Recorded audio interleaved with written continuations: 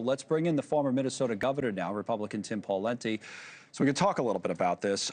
First, just a word on the people of Minnesota, feeling as strongly as they do, the ones that are out there, to go out in the weather like this and protest against ICE. What do you make of it?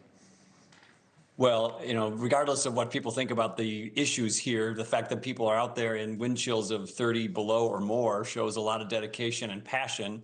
But the determination of ICE on the side of the Trump administration also displays a lot of determination and passion, and those two things are bumping up against each other. A word on businesses for a moment. A lot of this, I think, is being driven, the ones that are closed, by relatively small businesses.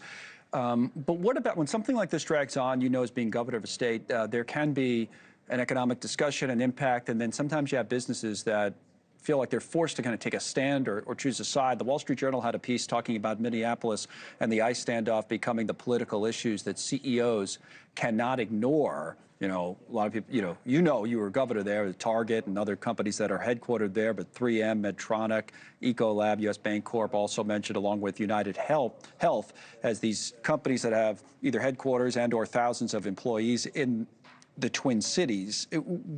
Did you ever have conversations with CEOs in environments like this, and the role that they can or should play? All the time, Connell, and they got to differentiate between the CEOs of large public-facing companies like our 15 or so, or I guess 16 or 17 publicly traded companies in Minnesota, which are in the news. They tend to be, more cautious in terms of how they proceed, in terms of not trying to offend either side of this.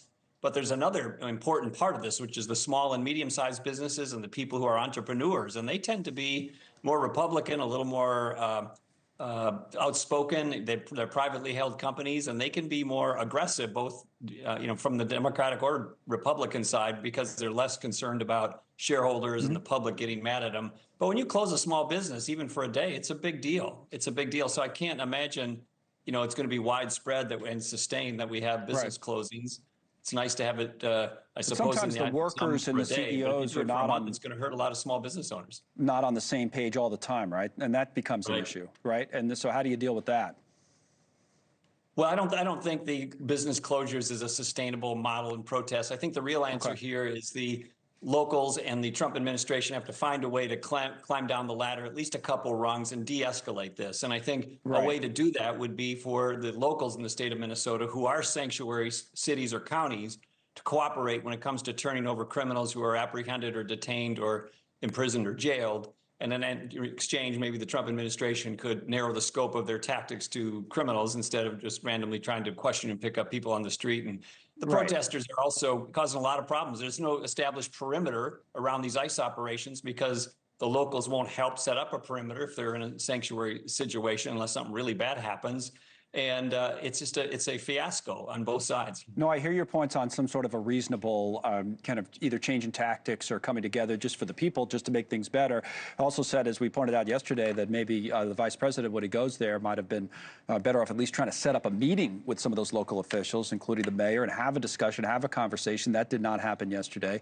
And then these other issues that seem to come up on a daily basis add to, for lack of a better term, I know it's a political term, maybe not the best one here, but the optics of the situation. Like this 5-year-old boy, for example. Some people say it's completely being taken out of context, that ICE didn't have much of a choice. A little 5-year-old boy, the dad takes off, they say. What are they supposed to do? Others say, well, the dad, to begin with, was he really the worst of the worst? Apparently was an actual asylum seeker. And then they go up to the door to try to get another family member, maybe the mom or somebody else in the house, to take the boy. And as it's being reported by some officials there, the family may have been afraid to open the door, which to me speaks to the environment that's been created here and how afraid people are. So this story has become kind of a way of talking about the larger issues. What would you say, or what would you add to that conversation? It sort of depends on whose version of events you believe. And of course, the early version was pretty negative towards ICE. The ICE version came out, and DHS came out late yesterday or this morning and said, look, that guy took off.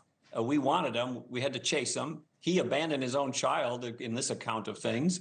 And so we tried to ask somebody in the house, presumably the mom, to take the child. They wouldn't. And then ICE took the child, according to this version from DHS, to a fast food restaurant and kept him warm and fed him and took care of him until they could get the situation straightened out. So on those facts, Now you have a bunch of people worldwide thinking, ICE did a terrible thing. Well, under those circumstances, if they're accurate, what I just described, what would your viewers do?